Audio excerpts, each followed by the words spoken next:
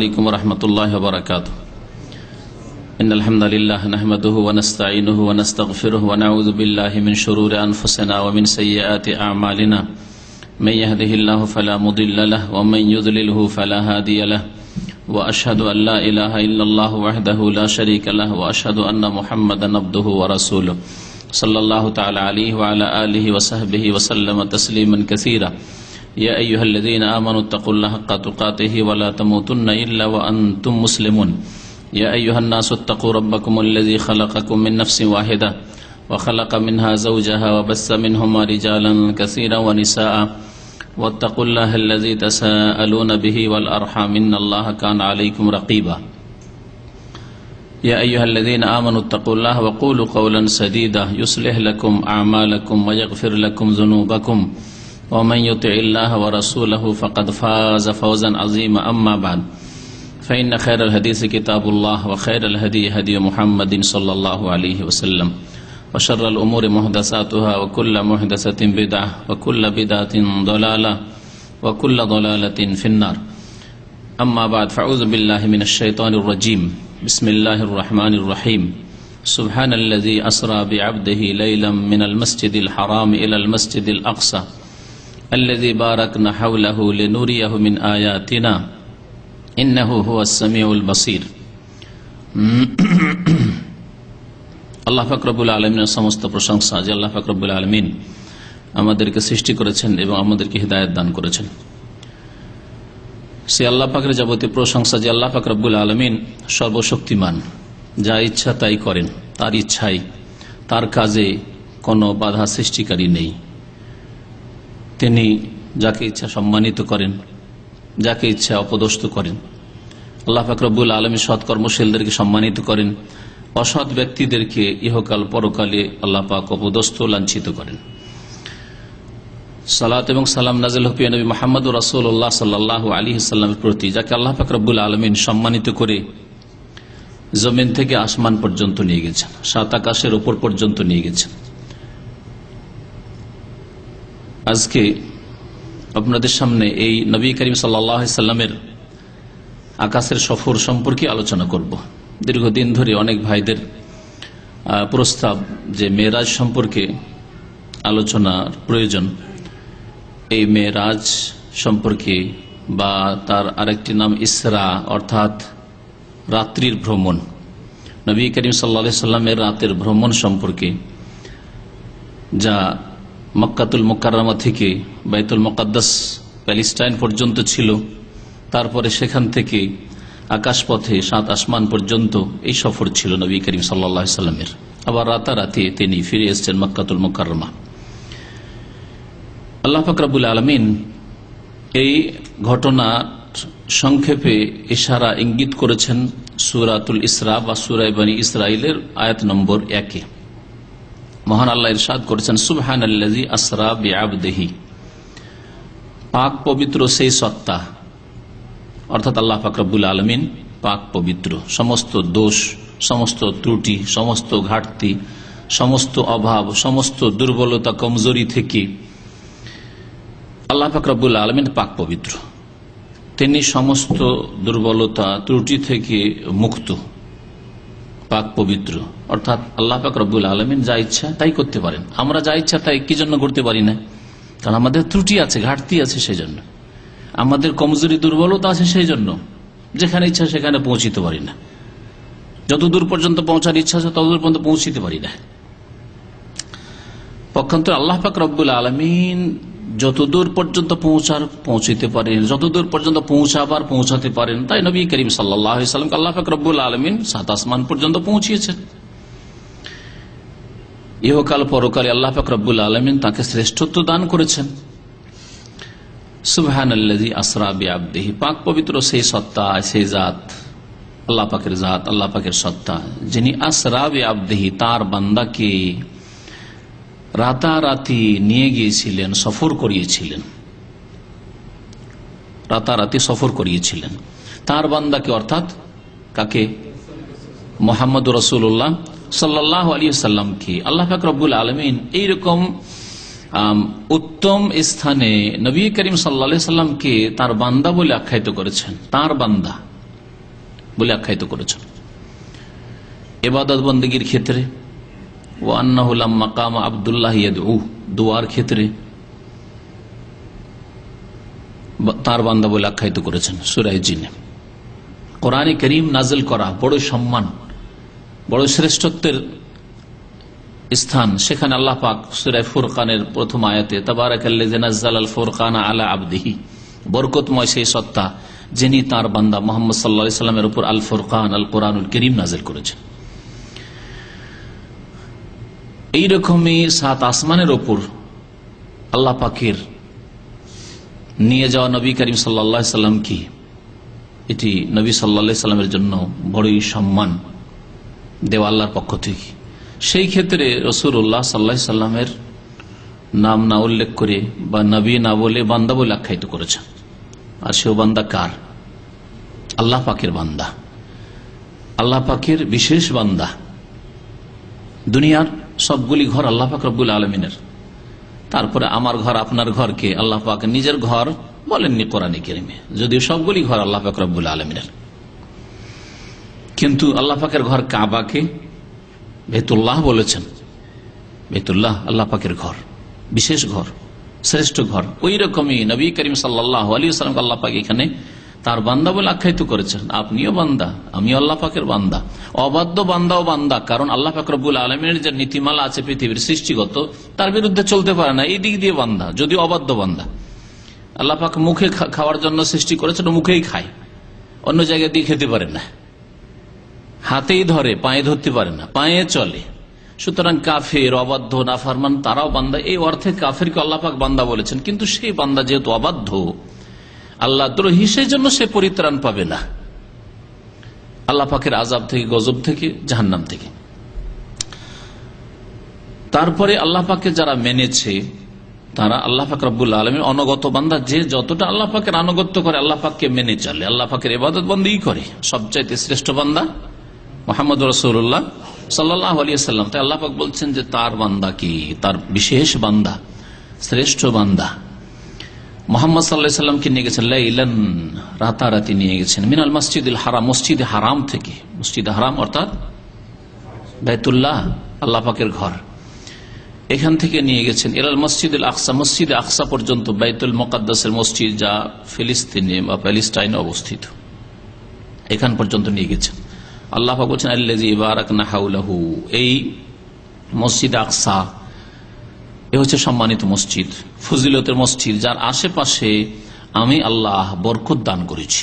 যেমন মক্কাতুল মুকাররমায় বরকত রয়েছে, যেমন মদিনা মুনাওয়ারায় রাসূলুল্লাহ সাল্লাল্লাহু আলাইহি সাল্লামের হিজরতের শহরে বরকত রয়েছে, তেমনি বাইতুল মুকাদ্দাস যে শহর রয়েছে সেখানে মসজিদ আকসার আশেপাশে বরকত রয়েছে। এই জন্য নবী করিম সাল্লাল্লাহু আলাইহি সাল্লাম 3টি মসজিদ ছাড়া নেকির উদ্দেশ্যে কোথাও সফর করার অনুমতি দেননি। নেকির উদ্দেশ্যে, ইবাদত করার উদ্দেশ্যে, আল্লাহ নৈকট্য লাভের উদ্দেশ্যে সফর করবেন, তাহলে মাত্র 3 জায়গায়, আর তাতেও 3টি মসজিদের উদ্দেশ্যে, কোন কবরের উদ্দেশ্য নয়, কোন মাজারের উদ্দেশ্য নয়, আর অন্য কোন জায়গার উদ্দেশ্য নয়, বরং 3টি মসজিদের উদ্দেশ্যে। নবী করিম সাল্লাল্লাহু আলাইহি ওয়াসাল্লামের সহিহ হাদিস, সহিহ বুখারীতে রয়েছে লা তুশাদ্দুর রিহালু ইল্লা ইলা সালাসাতি মাসাজিদা, সফর করে নেকির উদ্দেশ্যে যাওয়া যাবে না একমাত্র ইল্লা ইলা সালাসাতি মাসাজিদা, 3টি মসজিদ ছাড়া। আল মসজিদুল হারাম ও মসজিদি হাজা, আমার এই মসজিদ অর্থাৎ মসজিদ নববী, আর আল মসজিদুল আকসা, মসজিদ আকসা, 3টি মসজিদের কথা নবী করিম সাল্লাল্লাহু আলাইহি ওয়াসাল্লাম বলেছেন।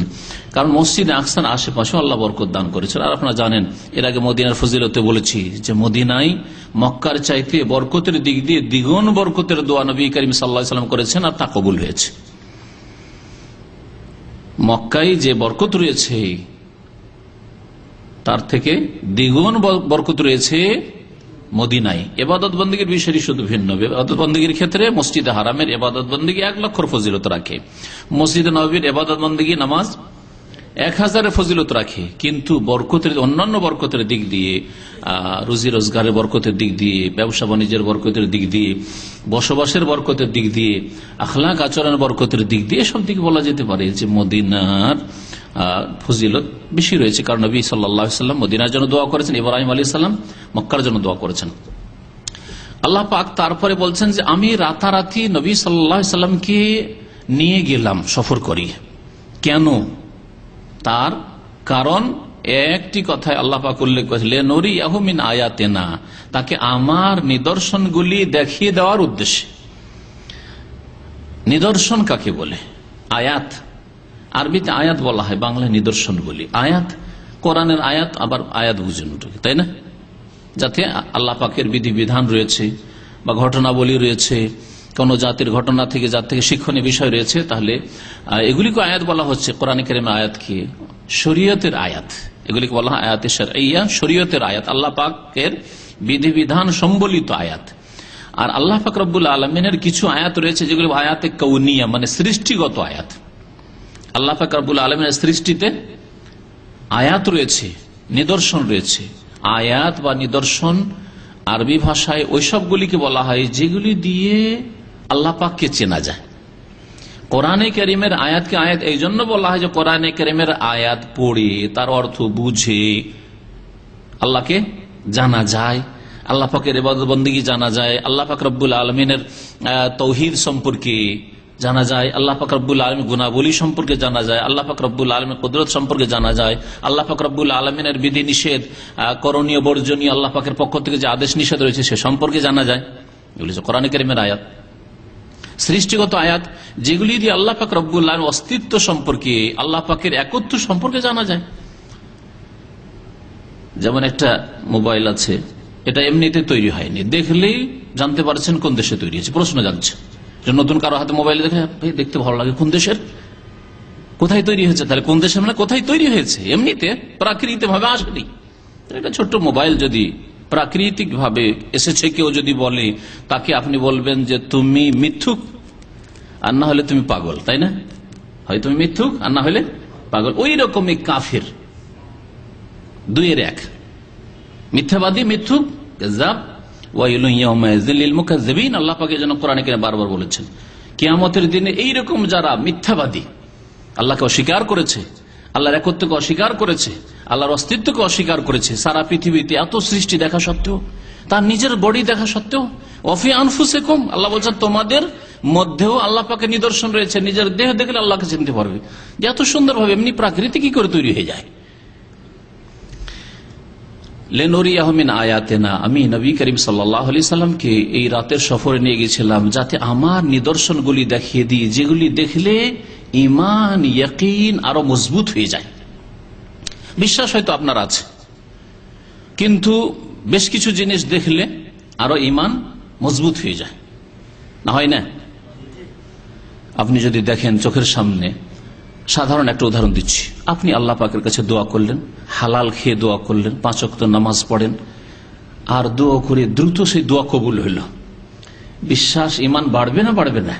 ইয়াকিন বাড়বে না বাড়বে না? অবশ্যই বাড়বে। আপনার ব্যক্তি জীবনে যেটা একমাত্র আপনি জানছেন যে কি দোয়া করেছিলাম আর কিভাবে কবুল হয়েছে, ইয়াকিন বেড়ে যাবে। নবী করিম সাল্লাল্লাহু আলাইহি ওয়াসাল্লামের মতো আপনাকে আমাকে তো আর এইরকম সফর করানো হয়নি। তা নবী সাল্লাল্লাহু আলাইহি ওয়াসাল্লামকে এই জমিন থেকে নিয়ে গিয়ে রাতারাতি এই বাইতুল মুকাদ্দাস যেতে তখন 1 মাস লাগতো।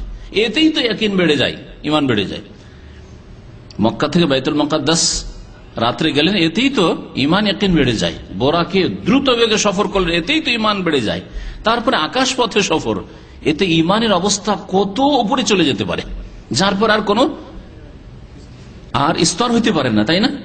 এইরকম ঈমান মজবুত করার জন্য নবী করিম সাল্লাল্লাহু আলাইহি সাল্লামের আল্লাহ পাকে সফর করিয়েছেন। তাহলে এই রাতের ভ্রমণ কেন, মেরাজ কেন? এর কারণ আল্লাহ পাক সংক্ষেপে এই কথাটি বললেন, নুরিয়াহু মিন আয়াতিনা, আমার অনেক নিদর্শন দেখাবার জন্য। তার মধ্যে বেশ কিছু জিনিস দেখিয়েছেন আল্লাহ পাক রব্বুল আলামিন, যা সময় হলে আজকে বর্ণনা করব। ইন্নাহু হুয়াস সামিউল বাসীর, আল্লাহ সবকিছু শোনেন এবং সবকিছুই দেখেন। আল্লাহ পাক রব্বুল আলামিন সূরা নাজমের আয়াত নম্বর 13 এবং 14 ইরশাদ করেছেন, ওয়ালাকাদ রাআহু নাজলাতান উখরা, নিঃসন্দেহে নবী করিম সাল্লাল্লাহু আলাইহি ওয়াসাল্লাম তাকে দেখলেন আবার একবার। তাকে মানে আল্লাহকে নয়। যারা এই আয়াতের তাফসীর আল্লাহকে করে তারা ভুল তাফসীর করে। তাফসীরকারগণ, গবেষকগণ যে তাফসীর করেছেন সেটা হচ্ছে জিবরাইল আলাইহিস সালামকে আল্লাহ পাক দেখালেন নবীকে। ওয়ালাকাদ রাআহু, নবী করিম সাল্লাল্লাহু আলাইহি ওয়াসাল্লাম তাকে দেখলেন, অর্থাৎ জিবরাইল আলাইহিস সালামকে দেখলেন নাজলাতান উখরা, আরেকবার, তার মানে আরেকবার এর আগে দেখেছিলেন। যখন মক্কায় ছিলেন নবুয়তের প্রথম দিকে, তখন নবী করিম সাল্লাল্লাহু আলাইহি ওয়াসাল্লাম জিবরাইল আলাইহিস সালামকে আসল রূপে ৬৬টি ডানা সহ দেখেছিলেন। কাদ সাদ্দাল উফুক, সহিহ হাদিসে রয়েছে যে একটি দিগন্ত মনে হচ্ছে ঘিরে ফেললো, এই অবস্থা দেখলাম। বিশাল আল্লাহ পাকের সৃষ্টি। একবার দেখেছিলেন নবী হওয়ার প্রথম যুগে। আর মেরাজের সফরে গিয়ে, কারণ মেরাজের সফর ছাড়া নবী সাল্লাল্লাহু আলাইহি ওয়াসাল্লাম সিদরাতুল মুনতাহা, যা সপ্তম আকাশে যে কুল গাছ আছে, বড়ই গাছ আছে, আর দেখেননি, তাই না? সেই জন্য এই ঘটনারও সম্পর্ক মেরাজের সাথে, বা এই আয়াতের অংশের সম্পর্ক মেরাজের ঘটনার সাথে। আল্লাহ পাক বলছেন ওয়ালাকাদ রাআহু নাযলাতান উখরা, আর নিঃসন্দেহে নবী করিম সাল্লাল্লাহু আলাইহি ওয়াসাল্লাম জিবরাইল আলাইহিস সালামকে দেখলেন নাযলাতান উখরা, আরেকবার, ইনদা সিদরাতিল মুনতাহা, সিদরাতিল মুনতাহার কাছে। সিদরা মানে কুল গাছ, বড়ই গাছ, আর মুনতাহা মানে একেবারে শেষ সীমানায় যে গাছ রয়েছে, যেখানে শেষ সীমানায়, সাত আকাশের উপর। ইনদা সিদরাতিল মুনতাহা ইনদাহা জান্নাতুল মাওয়া, সেখানে জান্নাতুল মাওয়া রয়েছে, আল্লাহ পাক রব্বুল আলামিনের জান্নাত রয়েছে।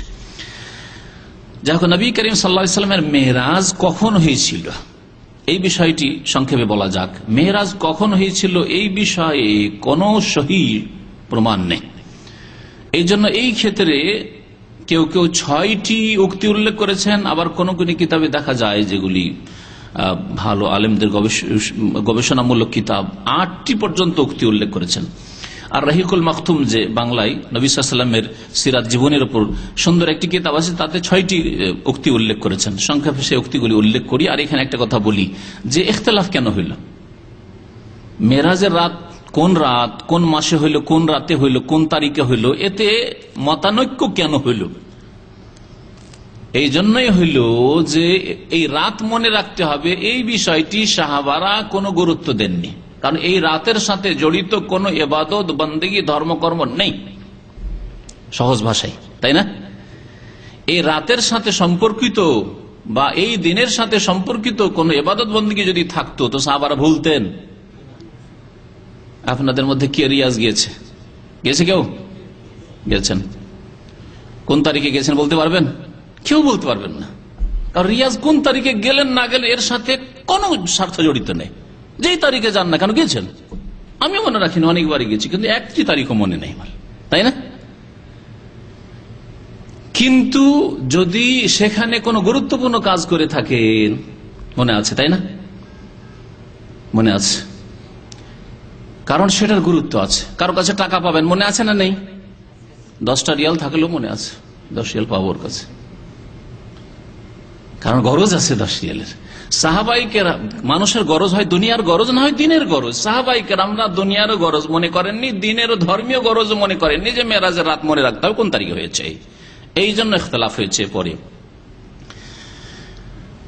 শোনেন তাহলে ইখতিলাফগুলি কি। ইমাম তাবারির মতে ইসরা বা মেরাজ হয়েছে যেই বছরে নবী করিম সাল্লাল্লাহু আলাইহি ওয়াসাল্লাম নবী হয়েছেন সেই বছরে, অর্থাৎ নবী সাল্লাল্লাহু আলাইহি ওয়াসাল্লাম যখন 40 বছর বয়স তখনই হয়েছে।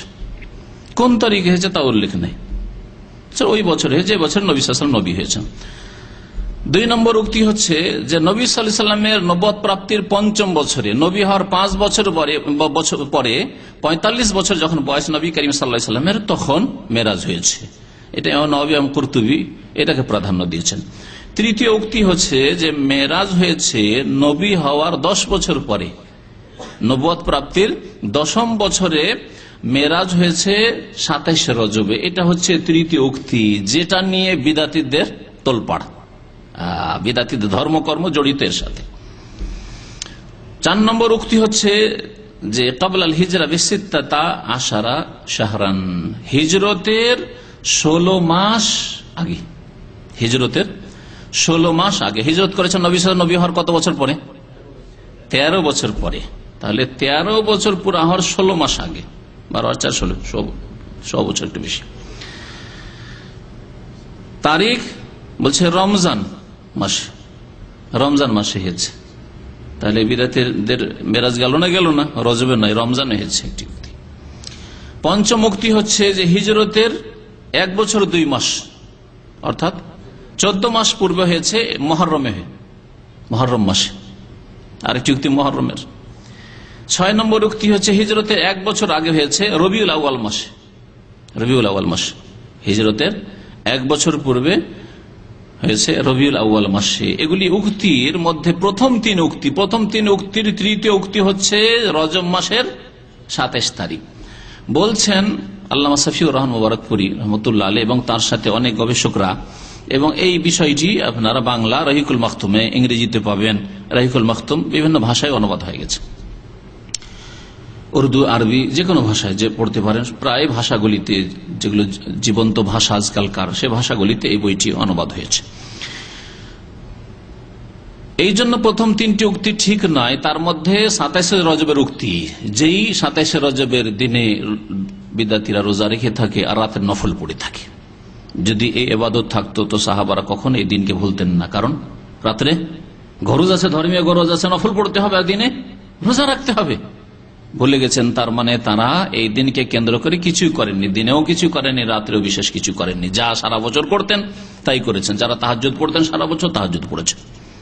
এই রাতের বা এই দিনের কোন বিশেষ ইবাদত সাহাবায়ে কেরামদের জামানায়, তাবেঈনদের জামানায়, খোলাফায়ে রাশিদিনের জামানায় ছিল না, তার আগে নবী করিম সাল্লাল্লাহু আলাইহি ওয়াসাল্লামের জীবদ্দশায় ছিল না।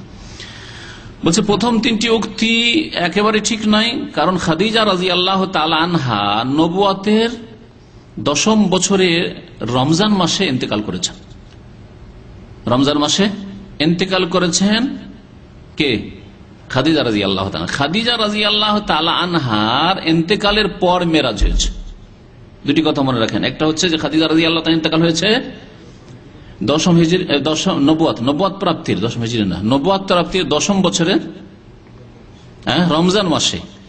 আর দ্বিতীয় বিষয় মনে রাখবেন যে খাদিজা রাদিয়াল্লাহু তাআলা আনহা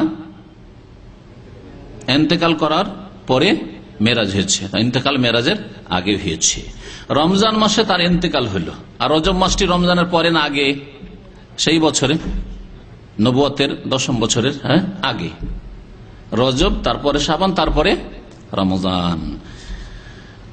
তো খাদিজা রাদিয়াল্লাহু তাআলা আনহা নামাজ পাননি, বিনা নামাজে ফরজ নামাজ পাননি। এই 5 ওয়াক্ত ফরজ নামাজ যে মেরাজে আসলো তার আগেই তার ইন্তেকাল হয়েছে। যদি ধরে নেওয়া হয় যে রজব মাসে মেরাজ হয়েছে, তাহলে তো তিনি 1.5-2 মাস নামাজ পান। বুঝতে পেরেছেন না?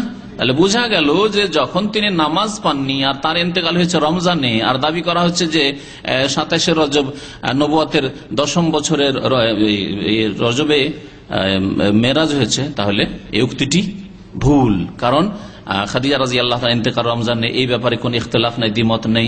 এবং খাদিজা রাদিয়াল্লাহু তাআলা নামাজ পাননি, ফরজ নামাজ, মেরাজ পাননি, এতেও কোনো দ্বিমত নেই। সুতরাং এই উক্তিটি রজব মাসে হয়েছে আর 27 রজব মেরাজ হয়েছে, এই উক্তিটি ঠিক নয়। তারপরে বলছেন যে বাকি যে 6টি উক্তির মধ্যে বাকি 3টি উক্তি আছে, তার কোনোটাকে প্রাধান্য দিতে পারছি না। তবে এটা স্পষ্ট হয় কোরআন এবং হাদিস দ্বারা যে মেরাজ নবী সাল্লাল্লাহু আলাইহি সাল্লামের মক্কি জীবনের একেবারে শেষ দিকে হয়েছে। মক্কি জীবনে যখন শেষ জামানায় খুব জুলম অত্যাচার শুরু হয়ে গেল কাফেরদের পক্ষ থেকে, বিশেষ করে খাদিজা রাদিয়াল্লাহু তাআলা ইন্তেকালের পরে। আর আবু তালেব তার চাচা, যদিও মুসলমান হননি তিনি, কিন্তু তিনি নবী সাল্লাল্লাহু আলাইহি সাল্লামের সাপোর্ট করেছিলেন, সাহায্য সহযোগিতায় কোনো ত্রুটি রাখেননি। যার ফলে যতদিন আবু তালেব বেঁচে ছিলেন, যতদিন খাদিজা রাদিয়াল্লাহু তাআলা বেঁচে ছিলেন, কোন কাফেরের সাহস হয়নি যে সরাসরি মুহাম্মদ সাল্লাল্লাহু আলাইহি সাল্লাম আল্লাহ পাকের রাসূলের গায়ে হাত দেবেন। অন্য মুসলিমদের উপর জুলুম অত্যাচার চালিয়েছে, কিন্তু নবী করিম সাল্লাল্লাহু আলাইহি সাল্লামকে স্পর্শ করার ক্ষমতা হয়নি। এই বছরে 2 আপনজন, আবু তালেব চাচা আর প্রিয়তমা স্ত্রী খাদিজা রাদিয়াল্লাহু তাআলা আনহা, ইন্তেকালের কারণে নবী সাল্লাল্লাহু আলাইহি সাল্লাম শোকে অত্যন্ত মর্মাহত হয়েছিলেন, ভেঙে পড়েছিলেন। তাই এই বছরকে ইতিহাসে সিরাতুন নবীতে আমুল হুজন বলা হয়। সিরাতুন নবীর যে আলোচনা করেছি তাতে বলেছে আমুল হুজন মানে শোকের বছর, দুঃখের বছর এই বছরটি।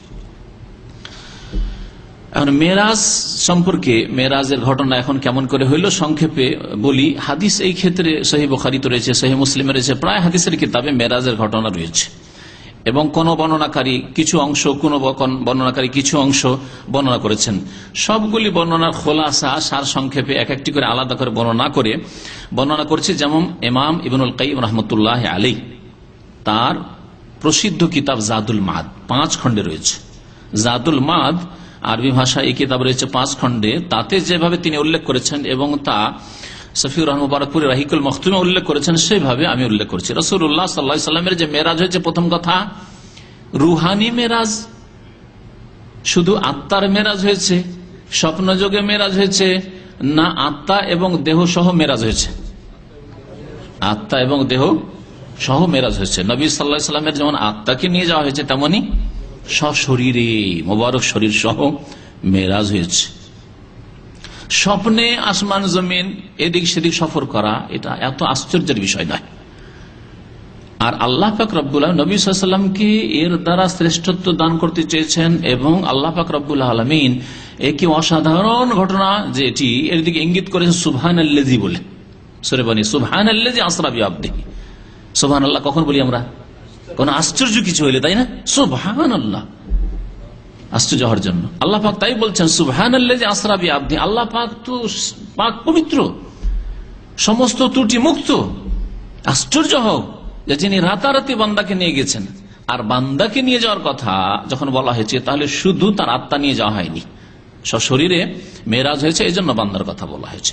নবী করিম সাল্লাল্লাহু আলাইহি সাল্লামের দেহ সহ মেরাজ হয়েছে। এটাই হচ্ছে সহিহ, মসজিদ হারাম থেকে বাইতুল মুকাদ্দাস পর্যন্ত। যেই সাওয়ারির ওপর চেপে গেছিলেন তার নাম হচ্ছে বুরাক, তার নাম হচ্ছে বুরাক। বুরাক বার্ক থেকে, বার্ক শব্দ থেকে এর উৎপত্তি। বার্ক মানে কি হয় জানেন? একাদুল বার্ক ও ইখতাফা আবসার। বার্ক বলা হয় বিদ্যুৎকে, ওই যে বিদ্যুৎ যে চমকায় মেঘলা আকাশ যখন থাকে মেঘের গর্জনের সাথে, ওকে বলা হয় বার্ক। তাহলে এত দ্রুত বেগে ওই সওয়ারি চলতো যে সেটা বিদ্যুতের মতো ছিল, তার চেয়ে বেশি গতি ছিল। এই জন্য সেই সওয়ারির নাম বলা হয়েছে কি হাদিসে বুরাক। বাকি বুরাক সম্পর্কে বিদাতীদের যে এক ধারণা, আর সেটা তাদের ক্যালেন্ডারে পাওয়া যায়, সেটা কি জানেন? হ্যাঁ, ঘোড়ার আকারে, আবার দুটো পাখা ডানা আছে, আর মুখটা সুন্দরী নারীর মতো, মহিলার মতো।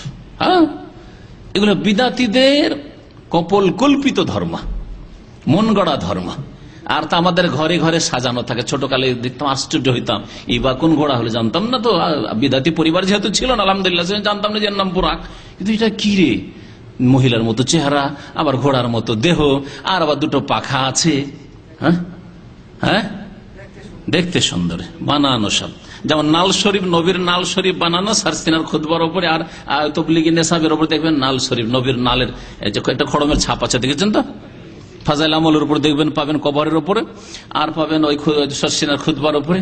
আর এই কল্পিত নালের নবীর স্যান্ডেলের ফজিলত, আবার এক তো আসল নাল, আসল স্যান্ডেলও নয়, ওর একটা ছবি, তারই ফজিলতের শেষ নেই। কোরআনের ফজিলত গেল কোথায়, হাদিসের ফজিলত গেল কোথায়, নবীর জীবনী সিরাতের ফজিলত গেল কোথায়, নবীর আদর্শ সুন্নত তাওহীদের ফজিলত গেল কোথায়? নাল শরীফের ফজিলত। কারণ আল্লাহ ছাড়া অন্যের তো পূজা করাইতে হবে, তো নালের স্যান্ডেলের পূজা শুরু হইল, এই বোরাকের পূজা শুরু হইল, কল্পিত বোরাক। রাসূলুল্লাহ সাল্লাল্লাহু আলাইহি ওয়াসাল্লামের সফর ছিল জিবরাইল আলাইহিস সালামের সাথে। গেলেন বাইতুল মুকাদ্দাসে, নামলেন সেখানে, ওয়াসাল্লা বিল আম্বিয়া ইমামান, নবীদের নামাজ পড়ালেন 2 রাকাত ইমাম হয়ে। ইমাম হলেন রাসূলুল্লাহ সাল্লাল্লাহু আলাইহি ওয়াসাল্লাম, আর মুক্তাদি হলেন সমস্ত আম্বিয়া। আম্বিয়াদেরকে আল্লাহ পাক রব্বুল আলামিন একত্রিত করলেন। সুবহানাল্লাযী, আল্লাহ পাক আগেই বলেছে এই জন্য যে আল্লাহ পাকের কাছে কোনো কিছুই অসম্ভব নয়, অসম্ভব তো দূরের কথা, মুশকিলও নাই। যালিকা আলাল্লাহ ইয়াসির, কোরআন আল্লাহ বলছেন যে কোনো কাজ আল্লাহ করতে চান আল্লাহ পাকের জন্য অতি সহজ। তারপরে বোরাককে মসজিদের দরজার সাথে বেঁধে দিলেন। সেখান থেকে যখন ইমামত শেষ হলো, আকাশ পথে চললেন। সুম্মা উরিজা বিহি তিলকা লাইলা মিন বাইতিল মাকদিস ইলা সামাইদ দুনিয়া, প্রথম আকাশে নিয়ে যাওয়া হলো নবী করিম সাল্লাল্লাহু আলাইহি ওয়াসাল্লামকে। ফাস্তাফতাহ লাহু জিবরিল, জিবরিল আলাইহিস সালাম আকাশের দরজায় যে নিযুক্ত ফেরেশতা আছেন তাদেরকে বললেন যে দরজা খুলো। ফাফুতি আলাহু, খোলা হলো। সেখানে জিজ্ঞাসা করা হলো, কে আপনি? আমি জিবরাইল। আপনার সাথে ওমান মাআকা, কি আপনার সাথে? আমার সাথে মুহাম্মদ সাল্লাল্লাহু আলাইহি ওয়াসাল্লাম। ওয়াকাদ উরসিলা ইলাইহি, তাকে ডেকে পাঠানো হয়েছে। ওয়াকাদ উরসিলা ইলাইহি যে হাদিসে শব্দটি এসেছে, ওর একটা ব্যাখ্যা হচ্ছে এটা, যে তাকে ডেকে পাঠানো হয়েছে, এটা অর্থ হইতে পারে। আরেকটা অর্থ কেউ কেউ করেছে যে তিনি কি রসুল হয়ে গেছেন, মানে শেষ রসুল চলে এসেছেন, হতে পারে এটা। কারণ আসমান জমিনে আল্লাহ পাক ছাড়া ফেরেশতারাও গায়েব জানেন না, তো আকাশে যে নিযুক্ত ফেরেশতা তিনি হয়তো তারা জানেন না যে নবী হয়েছেন বা কিছু। কিন্তু প্রথম অর্থটি বেশি যুক্তিযুক্ত, সেটা হচ্ছে যে তাকে কি ডেকে পাঠানো হয়েছে, আল্লাহকে আসতে বলেছেন, তাহলে দরজা খুলবো। তখন বললেন জিবরাইল আলাইহিস সালাম যে না, মাকাদ উরসিলা ইলাইহি, আমাদেরকে পাঠানো হয়েছে তাকে নিয়ে আসার জন্য, তাই নিয়ে এসেছি। প্রথম আকাশে গেলেন, দেখলেন সেখানে ফারাহুনা আলিকা, কাকে দেখলেন? আদম আলাইহিস সালাম, আবুল বাশার, সমস্ত মানব জাতির পিতা, মানব জাতির পিতা একমাত্র আদম আলাইহিস সালাম। আর মধ্যখানে আবার আর এক জাতির পিতা আবার ইব্রাহিম আলাইহিস সালামকে বানানো, এটাও এক ধরনের কল্পিত কথা। এটা কোরআন এবং হাদিসের যারা আলেম তারা কোনোদিন এই কথা বলেনি। আমাদের পিতা একমাত্র আদম আলাইহিস সালাম, প্রথম পিতা আদম আলাইহিস সালাম, আর তার প্রত্যেকের আপন আপন পিতা রয়েছে, সে পিতা। ফাসাল্লাম আলাইহি রাসূলুল্লাহ সাল্লাল্লাহু আলাইহি ওয়াসাল্লাম, আদম আলাইহিস সালামকে সালাম করলেন। তখন আদম আলাইহিস সালাম সালামের জবাব দিলেন এবং ওয়েলকাম করলেন, আর সম্বোধন করলেন ছেলে বলে। আদম আলাইহিস সালাম ছেলে বলে সম্বোধন করেছিলেন, আর ইব্রাহিম আলাইহিস সালাম ছেলে বলে সম্বোধন করেছেন। বাকি যত আম্বিয়া রাসূলগণের সাথে দেখা হয়েছে তারা মারহাবান বিল আখিস সালেহ ওয়ান নবিয়্যিস সালেহ, মারহাবা, ওয়েলকাম বলেছিলেন, আল আখিস সালেহ, নেক ভাই এবং নেক নবী বলেই তারা সম্বোধন করেছিলেন। তারপরে নবী সাল্লাল্লাহু আলাইহি ওয়াসাল্লামের নবুয়তের স্বীকার করলেন। আর তারপরে আল্লাহ পাক রব্বুল আলামিন আদম আলাইহিস সালামের ডান দিকে সৎ লোক, যারা জান্নাতি লোক, তাদের আত্মাগুলিকে দেখালেন। এই গায়বের দৃশ্য দেখলেন রাসূলুল্লাহ সাল্লাল্লাহু আলাইহি ওয়াসাল্লাম।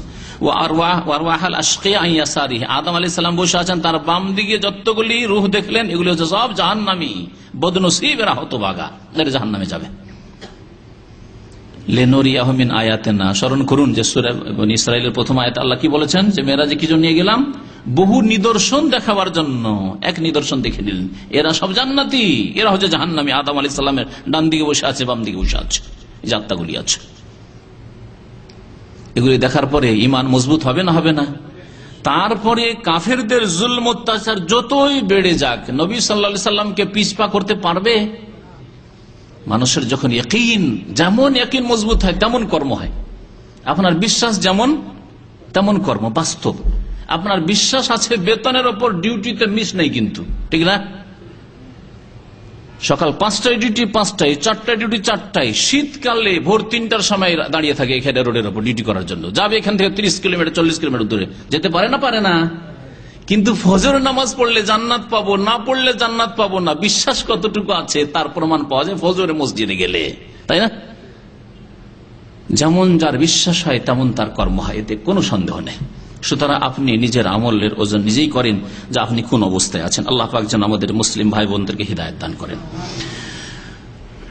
নবী করিম সাল্লাল্লাহু আলাইহি সাল্লামকে আবার দ্বিতীয় আসমানে নিয়ে যাওয়া হলো, তারপরে খুলতে বলা হলো, খোলা হলো। সেখানে গিয়ে দেখলেন ইয়াহিয়া আলাইহিস সালাম এবং ঈসা আলাইহিস সালামকে, তাদের সাথে সাক্ষাৎ করলেন, তাদেরকে সালাম বললেন। সেখানেও সালাম বিনিময় হলো আর ওয়েলকাম করা হলো। নবী সাল্লাল্লাহু আলাইহি সাল্লামের নবুয়তকে তারা স্বীকার করলেন এবং নবী বলে আখ্যায়িত করলেন। তৃতীয় আসমানে নিয়ে যাওয়া হলো, সেখানে ইউসুফ আলাইহিস সালামকে দেখলেন, সালাম করলেন, সেখানে কথাবার্তা হলো। তারপরে চতুর্থ আসমানে গেলেন, সেখানে ইদ্রিস আলাইহিস সালামকে দেখলেন, তার উপর সালাম করলেন, আর তিনিও সালামের জবাব দিলেন এবং ওয়েলকাম করলেন। পঞ্চম আসমানে রাসূলুল্লাহ সাল্লাল্লাহু আলাইহি সাল্লামকে নিয়ে যাওয়া হলো, সেখানে গিয়ে দেখলেন, কাকে দেখলেন? হারুন আলাইহিস সালামকে দেখলেন, সালাম করলেন এবং তার সালামের উত্তর দিলেন হারুন আলাইহিস সালাম। তারপরে ওয়েলকাম করলেন, মারহাবান বিল আখিস সালেহ ওয়ান নবিয়্যিস সালেহ বললেন।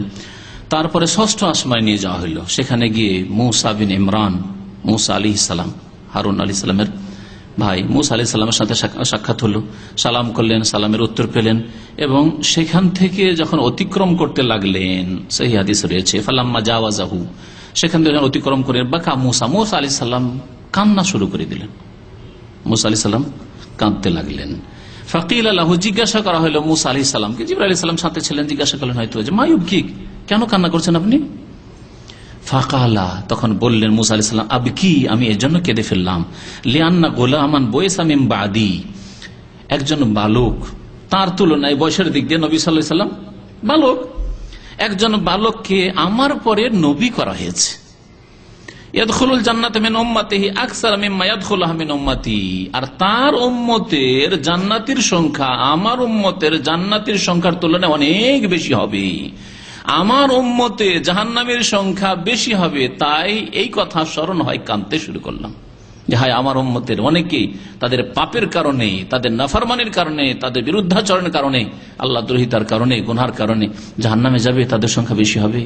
আর এই মোহাম্মদ সাল্লাল্লাহু আলাইহি ওয়াসাল্লামকে আমার উপরও শ্রেষ্ঠ দায়িত্ব দেওয়া হয়েছে যে তার এই জন্য নয় যে মোহাম্মদ সাল্লাল্লাহু আলাইহি ওয়াসাল্লাম ওসিলায় শুধু পার হয়ে যাবে, না, ঈমান এবং কর্ম দিয়ে পার হবে। যেই জাতির যত অবাধ্যতা, যেই জাতি যত বেশি আল্লাহর দিন থেকে সরবে, সেই জাতি তত বেশি জাহান্নামের হকদার হবে, এতে কোনো সন্দেহ নেই। বনি ইসরাইল জাতি, মুসা আলাইহিস সালামের জাতি বনি ইসরাইল, তারা আল্লাহর দিনে আল্লাহ রসুলের অবাধ্যতা বেশি করেছে, সুতরাং তাদের জাহান্নামের সংখ্যা বেশি হবে।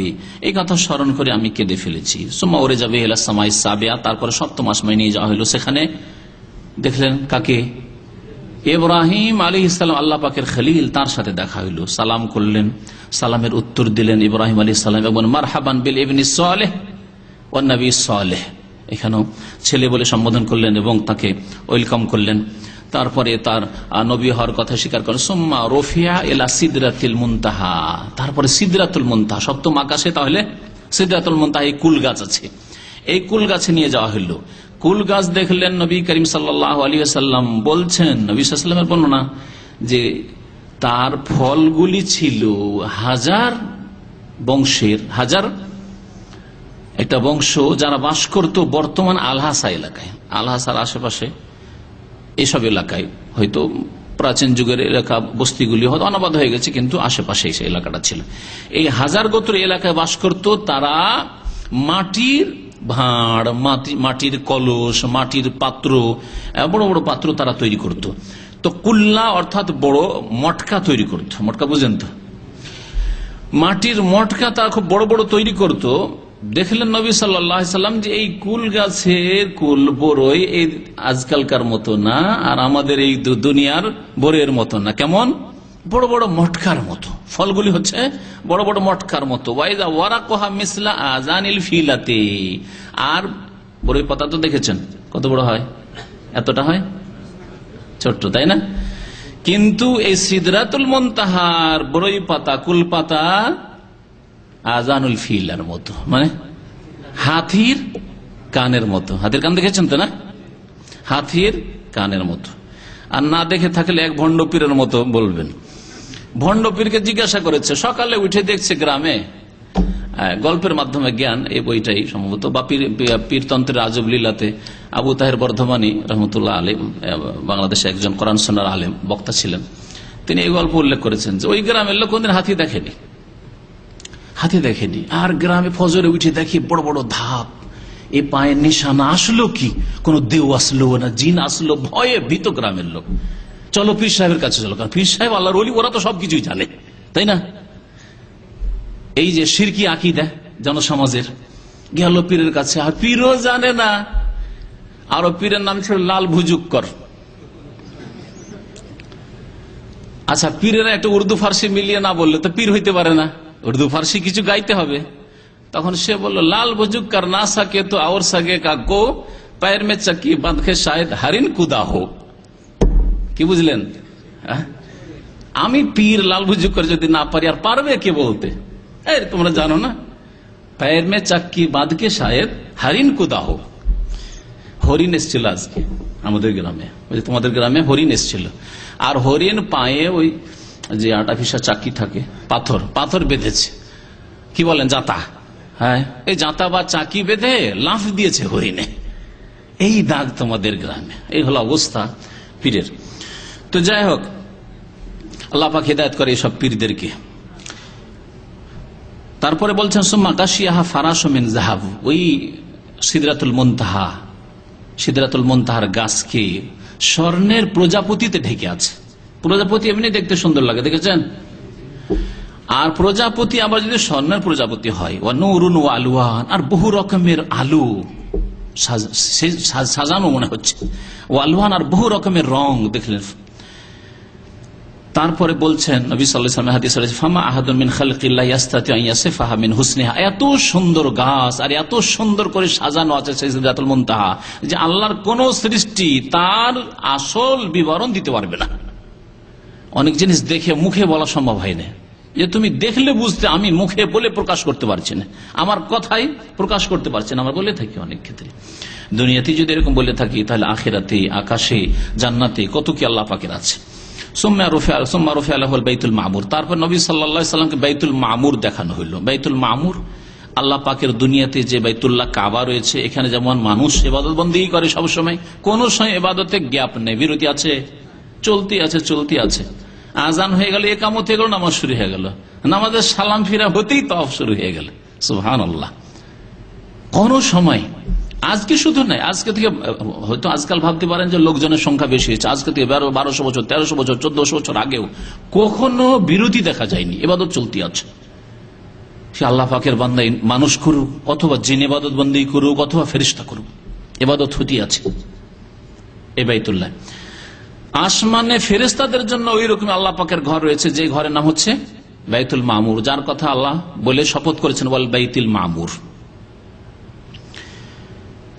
আর এই ঘরে ইয়াদখুলুহু কুল্লা ইয়াউমিন ৭০,০০০ মালাক, ৭০,০০০ ফেরেশতা প্রতিদিন প্রবেশ করে, সুম্মা লা ইয়াউদুন, কিয়ামত পর্যন্ত। আর ওই ফেরেশতারা যে একবার ঢুকেছে ইবাদত বন্দেগীর জন্য, আর পালা পাবে না। কত সংখ্যা আছে তাহলে আল্লাহ পাকের ফেরেশতাদের সংখ্যা। ওমা ইয়ালামু জুনুদা রাব্বিকা ইল্লাহু, আল্লাহ পাক কোরআনে কারীমে একটি আয়াতে ইরশাদ করেছেন যে, হে নবী, তোমার রবের সেনাবাহিনী ফেরেশতাদের সংখ্যা যে কত আছে আল্লাহ ছাড়া কেউ জানে না। সুম্মা উদখিলাল জান্নাহ, তারপরে নবী সাল্লাল্লাহু আলাইহি সাল্লামকে জান্নাতে নিয়ে যাওয়া হলো, জান্নাত দেখানো হইল। জান্নাতে গিয়ে দেখলেন যে জান্নাতে হাবাইলুল লুলু, অন্য হাদিস রয়েছে জানাবেজুল লুলু, আর এটাই ঠিক। জানাবেজ মানে হচ্ছে গম্বুজ,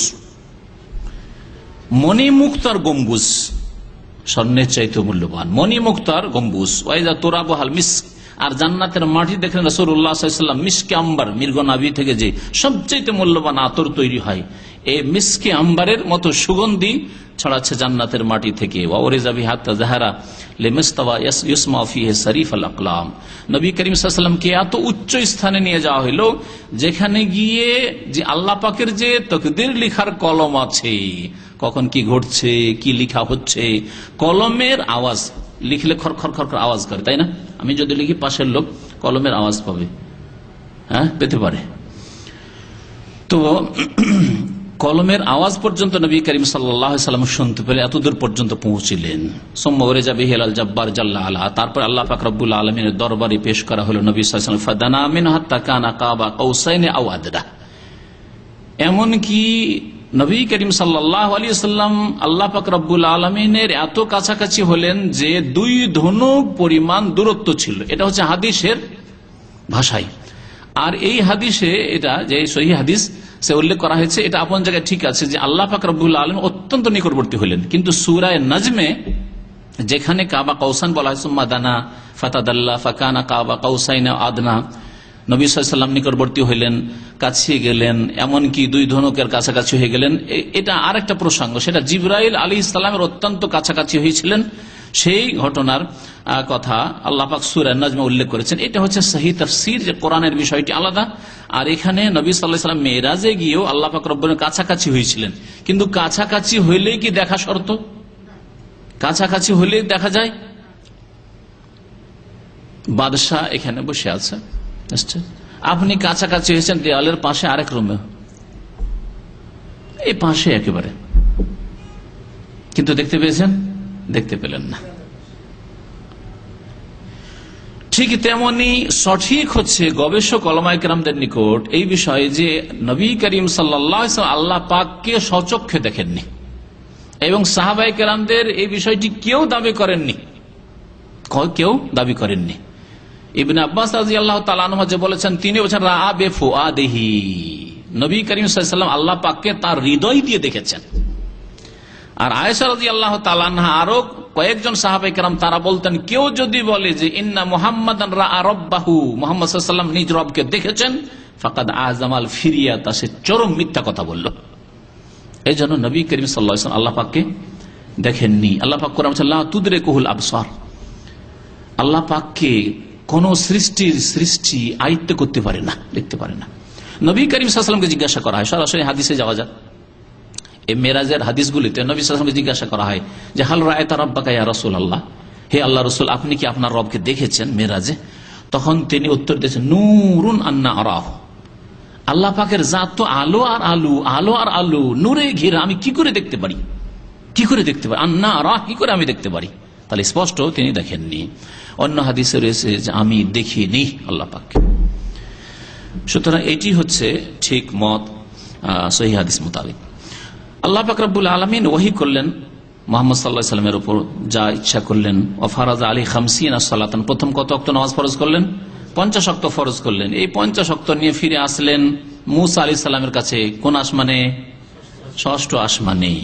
তখন মুসা আলাইহিস সালাম জিজ্ঞাসা করলেন বিমা আমারাকা রব্বুকা, হে মুহাম্মদ আপনার রব কি আদেশ করলেন আপনাকে? নবী সাল্লাল্লাহু আলাইহি ওয়াসাল্লাম বললেন 50 সালাহ, 50 ওয়াক্ত নামাজের।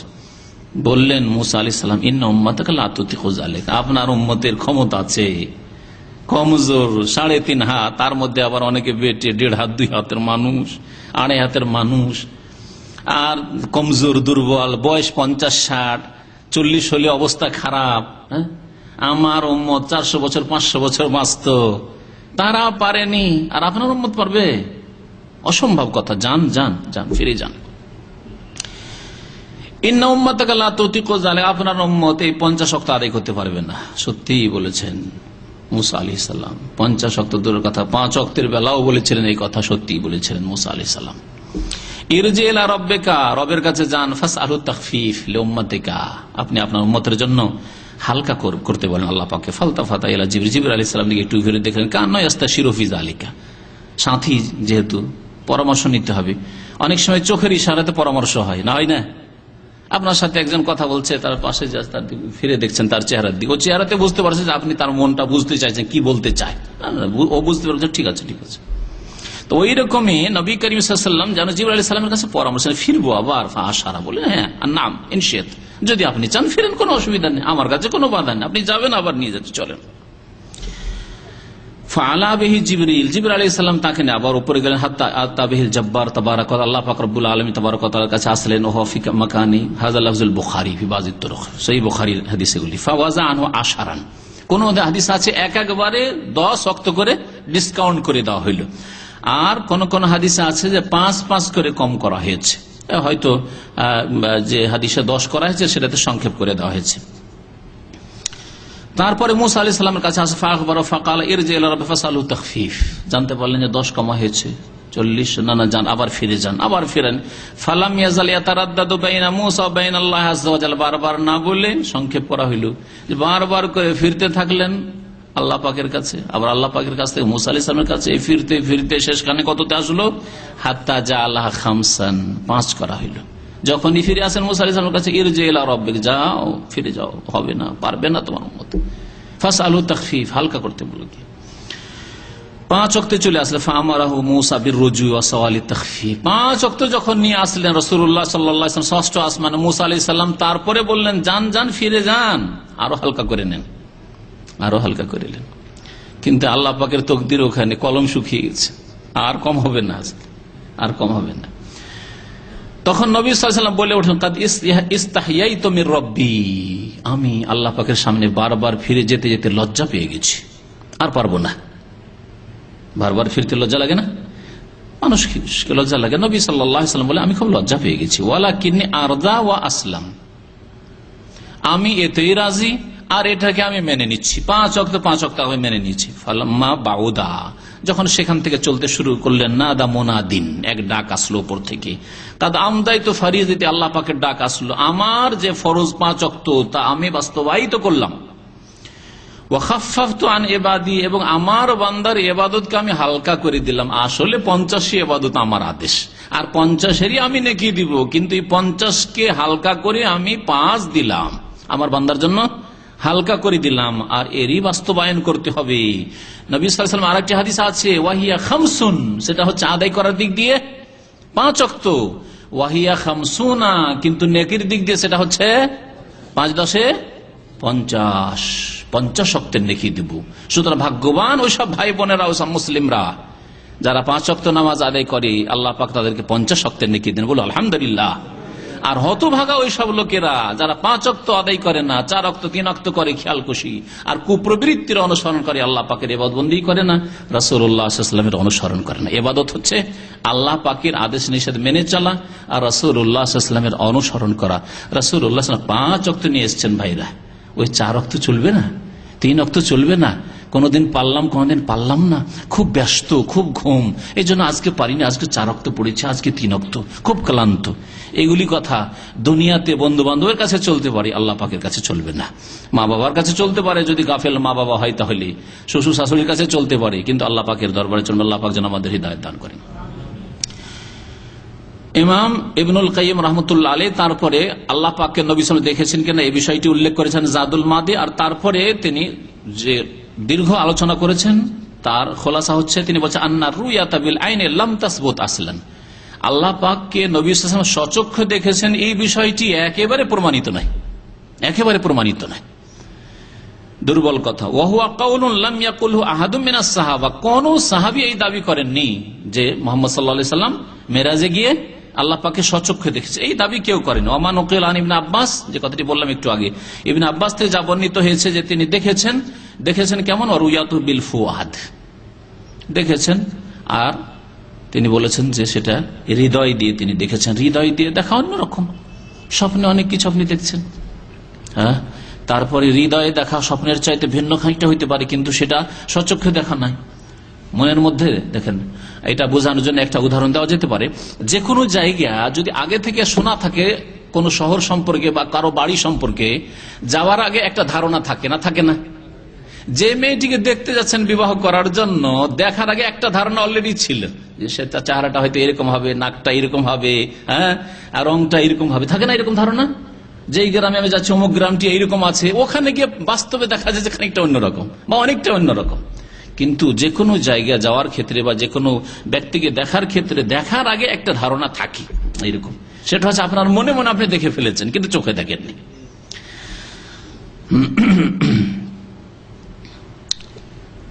সময় প্রায় শেষের দিকে, নবী করিম সাল্লাল্লাহু আলাইহি সাল্লামকে এই সফরে বেশ কিছু জিনিস দেখানো হয়েছে, তার সামনে পেশ করা হয়েছে। তার মধ্যে দুধ এবং মদ পেশ করা হয়েছে। নবী সাল্লাল্লাহু আলাইহি ওয়াসাল্লাম কি নিয়েছিলেন? দুধ নিয়েছিলেন। নবী সাল্লাল্লাহু আলাইহি ওয়াসাল্লামকে বলা হয়েছিল যে আপনি যদি দুধ না নিয়ে মদ নিতেন তো লাগাওয়াত উম্মাতুকা, আপনার উম্মত পথভ্রষ্ট হয়ে যেত। হুদিতা ইলাল ফিতরা, আপনি ইসলামের ফিতরাত যে প্রাকৃতিক দিন আল্লাহ পাকের, সেই দিনকে আপনি পেয়েছেন। নবী সাল্লাল্লাহু আলাইহি ওয়াসাল্লাম 4টি নহর দেখেছিলেন এই মেরাজের সফরে। দুটি হচ্ছে প্রকাশ্য নহর আর দুটি হচ্ছে গোপনীয় নহর। এই নহরগুলি কি ছিল? নবী সাল্লাল্লাহু আলাইহি ওয়াসাল্লাম নাহরানে জাহেরান ও নাহরানে বাতেনান। জাহেরানে প্রকাশ্য দুটি নহর ছিল, একটি নীল নদ আর একটি হচ্ছে ফোরাত নদী। নীল এবং ফোরাত, এটা দেখাবার রহস্য কি? নবী সাল্লাল্লাহু আলাইহি ওয়াসাল্লামকে মেরাজের রাতে নীল আর ফোরাত কেন দেখানো হইল? গঙ্গা কেন দেখানো হইল না? পদ্মা দেখানো হইল না? যমুনা কেন দেখানো হইল না? মেঘনা কেন দেখানো হইল না? এই জন্য দেখানো হয়েছে জৈহুন আর সাইহুন, যেগুলি বোখারা উজবেকিস্তানের দিকে প্রসিদ্ধ নদী, সেগুলি কেন দেখানো হইল না? এই জন্য দেখানো হইল যে ইশারা এতে রয়েছে, ইঙ্গিত রয়েছে যে এই এলাকাগুলি যেখানে নীল রয়েছে অর্থাৎ মিসর, ফোরাত রয়েছে কোথায়? ইরাক, এই দেশগুলিতে ইসলাম বড়ই শক্তিশালী হবে, ইসলামী রাষ্ট্র কায়েম হবে এবং দ্রুত এইগুলোতে ইসলাম পৌঁছে যাবে আর মুসলিমরা শক্তিশালী হবে। আল্লাহ পাক যেন মুসলিমদেরকে সত্যিকার অর্থে শক্তিশালী হওয়ার তৌফিক দান করেন, তাদের আসল শক্তির যে উৎস কোরআন এবং হাদিস সেদিকে ফিরে আসার তৌফিক দান করেন। জীবনের সার্বিক ক্ষেত্রে মুসলিম জনসাধারণকে, শাসককে আল্লাহ পাক ইসলামের বাস্তবায়নের তৌফিক যেন দান করেন। তারপরে নবী করিম সাল্লাল্লাহু আলাইহি ওয়াসাল্লাম দেখলেন জাহান্নামের অধিপতি দারোগা ফেরেশতাকে, ওয়াহুয়া লা ইয়াযহাক, কিন্তু নবী সাল্লাল্লাহু আলাইহি ওয়াসাল্লামকে দেখেও হাসেননি তিনি। এত গরম হয়ে আছেন তিনি, আল্লাহ পাক ওইভাবে তাকে সৃষ্টি করেছেন। হাসা মানে তো দয়া আসতে পারে, এত কাফের জ্বলবে, এত জালেম জ্বলবে, কাউকে দেখে যেন দয়া না হয়, এইভাবে আল্লাহ পাক এই ফেরেশতাকে সৃষ্টি করেছেন।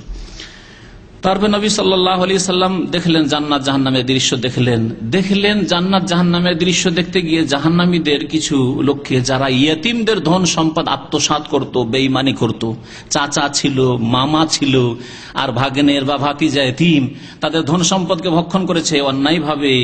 দেখলেন যে তাদের জাহান্নামে তারা জ্বলছে এবং তাদের মুখগুলি উটের মুখের মতো, তাদের ঠোঁটগুলি উটের মতো হয়ে গেছে, উটের মতো। আর তারা তাতে কি খাচ্ছে, আগুনের টুকরো, পাথরের মতো টুকরো, কাল আফহার, পাথরের মতো টুকরো, আগুন জ্বলছে সেগুলি, তার সেগুলি খাচ্ছে। আল্লাহ পাক কোরআনে কারীমে কথা ইরশাদ করে, ইন্নাল্লাযীনা ইয়াকুলুনা আমওয়ালাল ইয়াতামা যুলমা ইন্নামা ইয়াকুলুনা ফী বুতুনিহিম নারা ওয়া সায়াসলাউনা সাঈরা। নিশ্চয়ই যারা ইয়েতিমদের ধন সম্পদ জুলম অত্যাচার করে বেঈমানি করে আত্মসাৎ করবে, খাবে, তারা ইয়েতিমের ধন সম্পদ টাকা পয়সা জমি জায়গা খায় না, ধন দৌলত খায় না, কি খায়, ইয়াকুলুনা ফী বুতুনিহিম নারা, আগুন খায় জাহান্নামের, ওয়া সায়াসলাউনা সাঈরা, আর শীঘ্রই তারা নিঃসন্দেহে জাহান্নামে প্রবেশ করবে। আল্লাহ যেন হেফাজত করেন। আর তারপর এই পাথরগুলি যে আগুন খাচ্ছে, পাছা দিয়ে তাদের বেরিয়ে যাচ্ছে, পায়খানা রাস্তা দিয়ে তাদের বেরিয়ে যাচ্ছে। এই শাস্তি দেখলেন ইয়েতিমের ধন আত্মসাৎকারীদের। তারপরে সুদখোরদের অবস্থা দেখলেন, লাহুম বুতুনুন কাবীরা, তাদের পেটগুলি বিশাল বিশাল, গ্রাম দেশ অঞ্চলের মতো, শহরের মতো। আল্লাহু আকবার। লা ইয়াকদিরুনা লিয়াজানিয়া তাহাওয়ালু আন মামাক, আমাকে পেট নিয়ে চলতে পারে না, হারাম খেয়েছে, সুদ খেয়েছে, চলতে পারে না, নড়া চড়া করছে, টলমল করছে, কিন্তু চলতে পারে না। ফেরাউনের বংশধর ফেরাউন এবং ফেরাউনের যে সেনাবাহিনী, তারা জাহান্নামের আগুনে জ্বলতে জ্বলতে গিয়ে ওই সুদখোরদের উপরে চলে যাচ্ছে, আর ওদেরকে খুঁজছে, পা দিয়ে দোলছে, আর ওদের উপর দিয়ে চলে যাচ্ছে। এই অবস্থা নবী সাল্লাল্লাহু আলাইহি ওয়াসাল্লাম দেখলেন। জেনাকারী পুরুষ এবং জেনাকারী নারীদেরকে দেখলেন নবী করিম সাল্লাল্লাহু আলাইহি ওয়াসাল্লাম যে তাদের সামনে খুব ভালো গোশত রাখা আছে, লাহমুন সামিনুন তাইয়্যিব, সুন্দর গোশত, ভালো গোশত, তাজা গোশত রাখা আছে, খাই না সেগুলি। আর পাশে রাখা আছে লাহমুন গিস্তুন মুনতিন, সড়া দুর্গন্ধ পচা গোশত, সে পচা গোশতগুলি জাহান্নামের আগুনে খাচ্ছে তারা। হালাল স্ত্রী ছিল, হালাল স্ত্রী গ্রহণের ক্ষমতা ছিল, হালাল স্বামী ছিল অথবা স্বামী গ্রহণের ব্যবস্থা ছিল, তা না করে হারাম খেয়েছে, জেনা করেছে, জেনাকারী পুরুষ, জেনাকারী নারী। সুতরাং তাদেরকে আল্লাহ পাক এই শাস্তি দিচ্ছেন জাহান্নামের আগুনে। এই দৃশ্য নবী সাল্লাল্লাহু আলাইহি ওয়াসাল্লাম দেখলেন ওই সব মহিলাদেরকে, বিশেষ করে যারা বিবাহ করার পরে লুকিয়ে লুকিয়ে ডুবে ডুবে পানি খেয়েছে, স্বামীর নামে অন্যের বীর্য নিয়ে সে অন্যের সাথে জেনা করে স্বামীর নামে ছেলে চালিয়ে দিয়েছে, আউযুবিল্লাহ। আর বহু মহিলারা এরকম কাজ করছে। এখন তো অসুবিধা নেই, বিবাহ তো হয়ে গেছে, এখন আগের বন্ধুর সাথে যদি সম্পর্ক থাকে ধরতে কেউ পারবে না, স্বামী যখন আসবে ওর নামে চালিয়ে দেবো। এক লোক এখান থেকে ছুটি গেছে, কয়েক বছর আগের ঘটনা, মাসলা জিজ্ঞাসা, 4 মাস হয়নি ওর বাচ্চা হয়ে গেছে। ওর বাচ্চা করতে গেল, ইসলামে কমপক্ষে সর্বনিম্ন গর্ভধারণের সময় হচ্ছে 6 মাস, 4 মাসে কি করে বাচ্চা হইতে পারে? তো এইরকম অনেক মহিলারাই যে অসতী, তারা এইসব কাজ করে থাকে আর স্বামীর নামে চালিয়ে থাকে, যেগুলি তোমার বাচ্চা। নবী সাল্লাল্লাহু আলাইহি ওয়াসাল্লাম দেখলেন যে তাদের স্তনগুলি ঝুলানো আছে, কাঁটা লাগানো আছে, আকুড়া লাগানো আছে, আর তাতে ঝুলন্ত অবস্থায় জাহান্নামে তারা জ্বলছে। আল্লাহু আকবার। নবী করিম সাল্লাল্লাহু আলাইহি ওয়াসাল্লাম ফেরার পথে দেখলেন যে কাফের মুশরিক, যার কুরাইশ মক্কার, তাদের কাফেলা, ব্যবসায়ী যে কাফেলা ছিল, দল ছিল, তারা ওই সামদেশ থেকে আসছিল। তাদেরকে দেখলেন তাদের একটা উট হারিয়ে গেছে, খুঁজে পাচ্ছে না। ওই রাস্তাতে নবী তাদেরকে বলে দেন, তোমাদের উট কিন্তু ওই দিকে আছে, এই কথা বলে দিলেন। আর এটা নবী সাল্লাল্লাহু আলাইহি ওয়াসাল্লামের মেরাজ যে হয়েছিল সত্যিকার অর্থে, তার সত্যতা প্রমাণ করলো।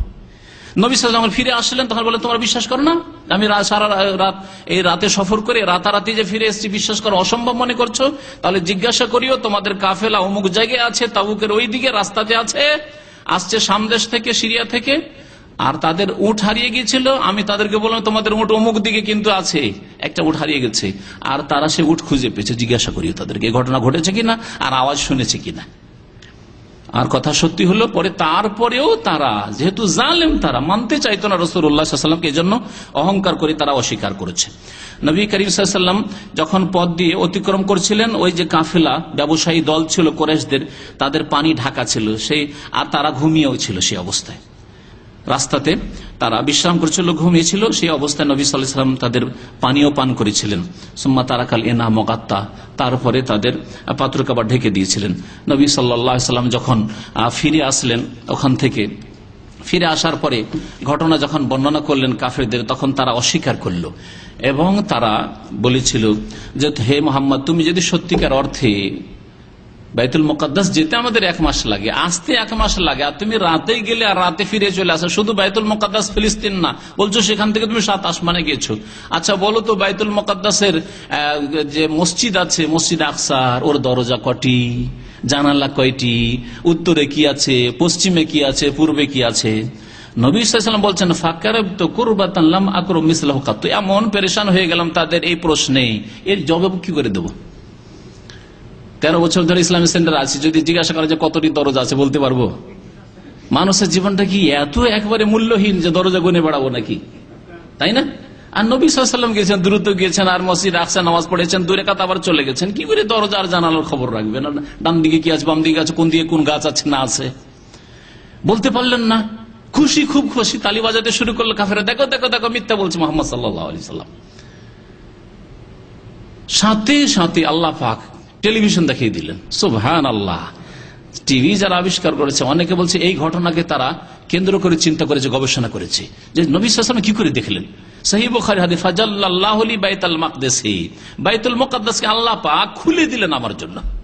আর আমি দেখতে লাগলাম, আর এক এক করে আসো আসো জিজ্ঞাসা করো, কি জিজ্ঞাসা করে করো। তারা জিজ্ঞাসা করলো যে ডান দিকে কি আছে, বাম দিকে কি আছে, মসজিদের পূর্বে কি আছে, পশ্চিমে কি আছে, সবগুলি বলে দিলাম। ফাতাফিকতু উখবিরুহুম আন আয়াতিহি, এক একটি কথা সব যখন বলে দিলাম, তখন তারা আর কোনো উত্তর পেল না। বললো যে না না না, মুহাম্মদ সাল্লাল্লাহু আলাইহি সাল্লামের কথা বললো। তারা তো সাল্লাল্লাহু আলাইহি সাল্লাম বলতো না, কিন্তু আমাকে আপনাকে বলতে হবে। যখনই নবীর নাম আসবে সাল্লাল্লাহু আলাইহি ওয়াসাল্লাম, মুহাম্মদ সাল্লাল্লাহু আলাইহি সাল্লাম। আরে জাদু জাদু, এগুলো জাদু, সব জাদুতে বলছে সব কথা। নবী করিম সাল্লাল্লাহু আলাইহি সাল্লামকে যে সফর করানো হয়েছিল, সময় শেষ হয়ে গেছে, সফর করানো হয়েছিল, এই সফরের হিকমত কি? এক তো নবী সাল্লাল্লাহু আলাইহি সাল্লামের শোক হালকা করা। জুলম অত্যাচারের যুগে আপনজন খাদিজার ইন্তেকাল হয়েছে, আবু তালেব ইন্তেকাল হয়েছে, শোক হালকা করা। জুলম অত্যাচার যতই হোক না কেন, যেই আল্লাহ পাক, সংক্ষেপে একটি কথা শুধু বলছে, অনেক হিকমত রয়েছে মেরাজের ঘটনায়, যে আল্লাহ পাক তোমাকে 7 আকাশের ওপর নিয়ে যেতে পারেন, সিদরাতুল মুনতাহা পর্যন্ত নিয়ে যেতে পারেন, তার আরশে আজিমের কাছে নিয়ে যেতে পারেন, সে আল্লাহ পাক রব্বুল আলামিন তোমাকে সম্মানিত করতে পারেন না? তোমার জন্য একটা জায়গার ব্যবস্থা করতে পারেন না, মদিনার মতো, যেখানে ইসলামিক শাসন ব্যবস্থা হবে, ইসলাম পূর্ণাঙ্গ জীবনে প্রতিষ্ঠিত হবে, সেখানে গিয়ে ইসলাম শক্তিশালী হবে, যেখানে গিয়ে বদর, উহুদ, খন্দক আর খাইবার আর মক্কা বিজয় হবে? আল্লাহ পাক করতে পারেন না? যে আল্লাহ আসমানে তোমাকে নিয়ে যেতে পেরেছেন, সে আল্লাহ দুনিয়াতে তোমাকে শ্রেষ্ঠত্ব দান করতে পারেন। এই বলেই আমার আলোচনা শেষ করছি। এছাড়া নবী করিম সাল্লাল্লাহু আলাইহি সাল্লামকে নিয়ে গিয়ে বাইতুল মুকদ্দাসে ইমামতি করালেন মুহাম্মদ সাল্লাল্লাহু আলাইহি সাল্লামকে দিয়ে। এতে আরো একটি কথা জানিয়ে দেওয়া হইল যে ইহুদিরা এতদিন পর্যন্ত বনি ইসরায়েলকে আল্লাহ পাক শ্রেষ্ঠ বলেছিলেন, তোমাদেরকে শ্রেষ্ঠত্ব দান করেছে। সূরা বাকারা আল্লাহ পাক বলেছেন শ্রেষ্ঠত্ব তাদের শেষ, এখন নতুন নেতৃত্ব আসছে, অযোগ্য নেতৃত্ব শেষ। হে ইহুদিরা, হে বনি ইসরাইল, তোমাদের অযোগ্য নেতৃত্ব শেষ, আর পৃথিবীর নেতৃত্ব চলবে না। এখন ধর্মীয় নেতৃত্ব, রুহানি নেতৃত্ব, আধ্যাত্মিক নেতৃত্ব, সার্বিক নেতৃত্ব মুহাম্মদ সাল্লাল্লাহু আলাইহি ওয়াসাল্লাম এবং তার উম্মতের হবে। এই কথা জানিয়ে দেওয়ার জন্য আল্লাহ পাক ইসরা এবং মেরাজের ঘটনা একটি আয়াতে মাত্র বর্ণনা করেছে, সূরা বনি ইসরাইল। তারপরে ইহুদিদের কথা, ইহুদিদের বদমাইশির কথা, ইহুদিদের খারাপ চরিত্রের কথা, ইহুদিদের উপর আল্লাহ পাকের যে গজব রয়েছে, সেসব কথা আল্লাহ পাক রব্বুল আলামিন উল্লেখ করেছেন। এসব দিয়ে বোঝা যায় যে আল্লাহ পাক রব্বুল আলামিন ইহুদিদের কাছ থেকে, বনি ইসরায়েলদের কাছ থেকে, নাসারাদের কাছ থেকে, খ্রিস্টানদের কাছ থেকে নেতৃত্ব নিয়ে নবী মুহাম্মদ সাল্লাল্লাহু আলাইহি ওয়াসাল্লামকে দিয়েছেন এবং তার উম্মতকে দিয়েছেন। কিন্তু এই নেতৃত্বকে টিকিয়ে রাখার জন্য, বহাল রাখার জন্য, শক্তিশালী রাখার জন্য ফিরে আসতে হবে আল্লাহর কিতাব কোরআন কারীমের দিকে, রাসূলুল্লাহ সাল্লাল্লাহু আলাইহি ওয়াসাল্লামের আদর্শ হাদিসের দিকে। ওয়া আনতুমুল আ'লাউনা ইন কুনতুম মুমিনিন, আল্লাহ বলছেন তোমরাই উপরে থাকবে, নেতৃত্ব পাবে, কিন্তু শর্ত হচ্ছে মুমিন হইতে হবে। ইয়াবুদুনানি লা ইউশরিকুনা বি শাইআ, তোমাদেরকে খেলাফত দিব পৃথিবীর, আমি ওয়াদা করছি, কিন্তু একমাত্র আমার ইবাদত করবে, আমার সাথে শিরিক করবে না। কবর মাজার নিয়ে ব্যস্ত হয়ে যাবে, মাজার পূজা করবে, দুর্গা পূজা কেউ করে, তোমরা দুর্গা পূজা করবে, কেউ উযাইরকে আল্লাহর পুত্র বলে আর ঈসাকে আল্লাহর পুত্র বলে, আর তোমরা মুহাম্মদ সাল্লাল্লাহু আলাইহি ওয়াসাল্লামকে আল্লাহর নূর বলে, আল্লাহর অংশ সাব্যস্ত করবে। আল্লাহ পাক তোমাদেরকে পদদলিত, লাঞ্ছিত করে দেবেন। আল্লাহ পাক যেন বুঝার তৌফিক দান করেন, সংশোধনের তৌফিক দান করেন, আমাদেরকে হারিয়ে যাওয়া নেতৃত্ব আবার উদ্ধার করার জন্য আল্লাহ পাক তৌফিক দান করেন, কোরআন এবং হাদিসের দিকে ফিরে আসার জন্য তৌফিক দান করেন। আল্লাহ পাক দুনিয়াতেও যেন আমাদের সম্মানিত করেন, মুসলিম উম্মাহকে সম্মানিত করেন, আর আখিরাতে আল্লাহ পাক যেন সম্মানিত করেন। আমাদের সকলকে যেন জান্নাতুল ফিরদাউস দান করেন। সুবহান রাব্বিকা রাব্বিল ইজ্জাতি আম্মা ইয়াসিফুন ওয়া সালামু আলাল মুরসালিন ওয়াল হামদুলিল্লাহি রাব্বিল আলামিন।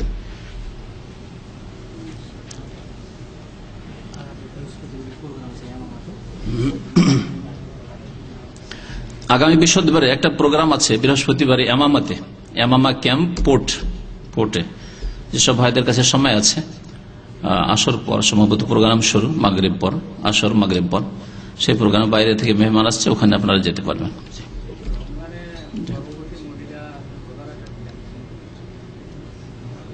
একটি প্রশ্ন বাইরে থেকে এসছে, সেটা হচ্ছে যে রমজানে গর্ভবতী যারা মহিলা তারা রোজা রাখবে কিনা, তারা পারলে রোজা রাখবে যদি বাচ্চার বা বাচ্চার মায়ের ক্ষতি হওয়ার, পেটে যে বাচ্চা আছে তার ক্ষতি হওয়ার আশঙ্কা না থাকে, মেডিকেলে না বলে, অথবা যদি ক্ষতি হওয়ার আশঙ্কা থাকে তাহলে রোজা ছাড়বে, আর ক্ষতি হওয়ার আশঙ্কা না থাকলে রোজা রাখবে। বাচ্চা মায়ের ক্ষতির আশঙ্কা থাকলে রোজা ছেড়ে দেবে আর পরে রোজা কাজা করে নেবে। জি।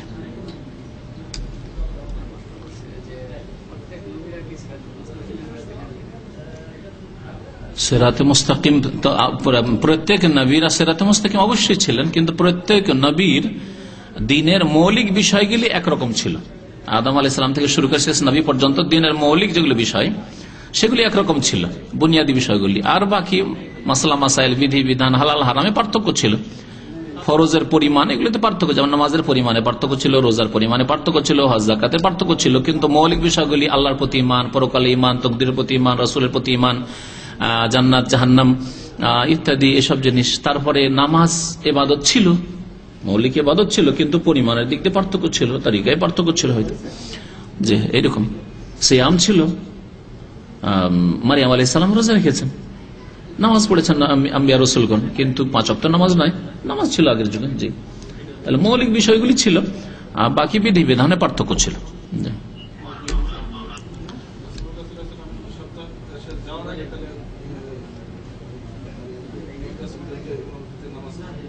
হ্যাঁ, যাওয়ার পথে নামাজ পড়েছেন, নবী সাল্লাল্লাহু আলাইহি ওয়াসাল্লাম ইমামতি করেছেন যাওয়ার পথে, লিখেছে। হয়তো আরেকটি রিওয়ায়াতে কিন্তু সহিহ হচ্ছে যে যাওয়ার পথে, যেটা